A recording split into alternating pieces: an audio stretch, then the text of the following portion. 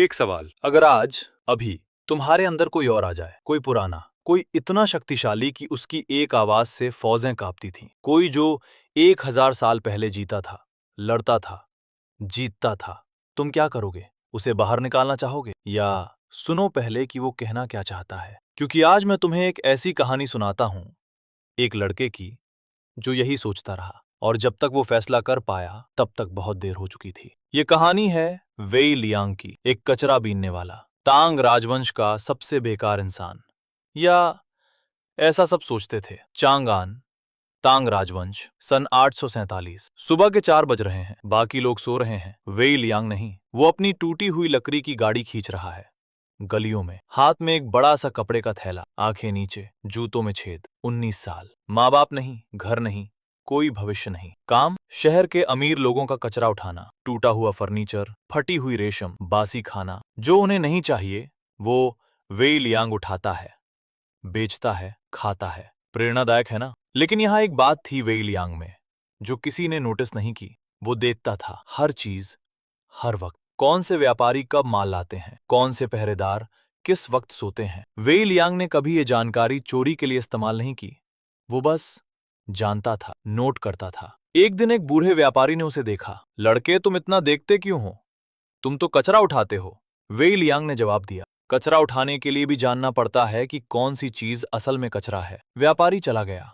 सोचते सोचते आज का रास्ता थोड़ा अलग था। एक पुराने रईस परिवार की हवेली, हाल ही में छोड़ी हुई। वेई लियांग अंदर गया। टूटा हुआ फर्नीचर, फटी हुई दीवारगीरियां, धूल ही धूल, और एक कोने में एक संदूक। साधारण संदूक नहीं था, भारी काली लकड़ी, उसके ऊपर नक्काशी, सैन्य चिन्ह, एक तलवार के चारों ओर लिपटा हुआ अजगर। वेई लियांग ने सोचा, ये बिक सकती है। उसने संदूक खोला। अंदर एक अकेली जेड पट्टिका, हरी, हल्की सी चमकती हुई, और उसके ऊपर उकेरा हुआ एक नाम, जनरल आयरन फिस्ट, उत्तरी सेनाओं के सेनापति। वेई लियांग ने पट्टिका उठाई और दुनिया रुक गई। उसके सीने में कुछ महसूस हुआ, जैसे कोई दरवाजा खुला, जैसे कोई अंदर आया। फिर एक आवाज उसके अंदर से, गहरी, प्राचीन, अधिकारपूर्ण। कौन है तू? वेई लियांग सीधा, बिना सोचे बोला, मैं कचरा उठाता हूँ। खामोशी। फिर वो आवाज थोड़ी सी रुकी, फिर बोली, 1000 साल बाद मुझे एक कचरा उठाने वाले ने जगाया। और फिर, ठीक है, चलो शुरू करते हैं। रात को, वेई लियांग अपनी झोपड़ी में, अकेला, या अकेला नहीं। तुम कौन हो? मैं जनरल बाओ झेंग हूँ, उत्तरी सेनाओं का सेनापति। 3 लाख फौजें मेरे आदेश में थी। मैंने अपनी जिंदगी में कभी एक भी लड़ाई नहीं हारी। तो तुम मेरे अंदर हो अब? फिलहाल हाँ। मेरे पास शरीर नहीं, सिर्फ आत्मा, और तू मेरा आश्रय है। ये मुझे नहीं चाहिए। निकलो। निकल नहीं सकता? क्या मतलब निकल नहीं सकता? जब तक तू जिएगा मैं भी रहूंगा, और जब तू मरेगा मैं भी मरूंगा। हाँ। और फिर 1000 साल पुराना, अपराजित, अहंकारी जनरल एक शब्द बोला, माफ करना। वेई लियांग ने सांस लंबी, भारी, और स्वीकार कर ली। अगले कुछ हफ्ते बाओ झेंग ने वेई लियांग को सीधे तलवारबाजी नहीं सिखाई, पहले सिखाया देखना। वेई लियांग बाजार में बैठा, स्थिर, देखता रहा हर चीज, हर किसी। वो तुझे धोखा दे रहा है, उसकी आंखें देख। बाईं तरफ थोड़ी ज्यादा पलकें झपका रही हैं। वेई लियांग ने व्यापारी को देखा, फिर बोला, ये चीज 3 तांबे में दो, मैं जानता हूँ असली दाम। व्यापारी हैरान, मान गया। फिर सिखाया, बोलना। एक जनरल का सबसे बड़ा हथियार तलवार नहीं होती, वो होती है आवाज और समय।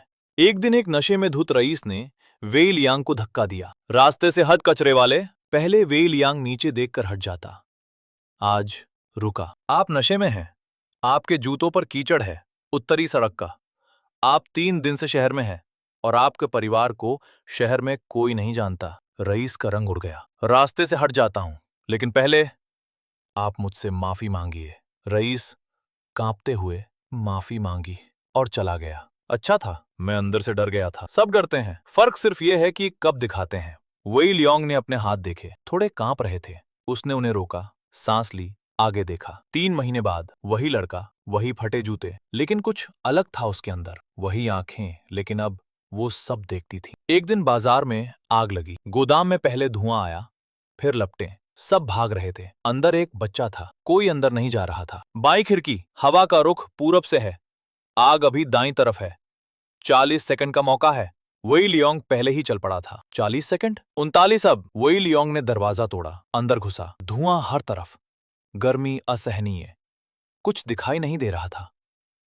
सीधे 3 कदम बाईं तरफ। वेई लियांग बढ़ता रहा, सिर्फ उस आवाज के सहारे। बच्चा मिला, उठाया, मुड़ा, पीछे एक जलती हुई शहतीर गिरी, ठीक वहां जहां वो 1 सेकंड पहले था। भागा, बच्चे को थामे, दरवाजा सामने, लपटे दोनों तरफ, बाहर। 2 सेकंड, वही लियोंग घुटनों के बल बैठ गया, बच्चा उसके पास, सुरक्षित। दोनों सांस ले रहे थे। पीछे बाएं खिड़की लपटों में समा गई। ठीक 2 सेकंड बाद लोग देख रहे थे, फिर तालियां, फिर जयकार। एक बूढ़े विद्वान ने वेई लियोंग को अलग से देखा। तालियां नहीं बजाईं, बस देखा, गहराई से। लड़के, तुम कौन हो? कचरा उठाता हूँ। नहीं, तुम कुछ और हो, मैं देख सकता हूँ। रात को वेई लियोंग ने पूछा, तुम मुझसे क्या बनाना चाहते हो? लंबी खामोशी। मैं सिर्फ एक बार और देखना चाहता हूँ, एक सेना को जीतते हुए, एक दुनिया को बदलते हुए। 1000 साल में ये नहीं देख पाया। खामोशी। लेकिन अब तू है। वेई लियोंग ने अपने हाथ देखे, वही हाथ जो कचरा उठाते थे। फिर धीरे बोला, ठीक है जनरल, पहली बार जनरल।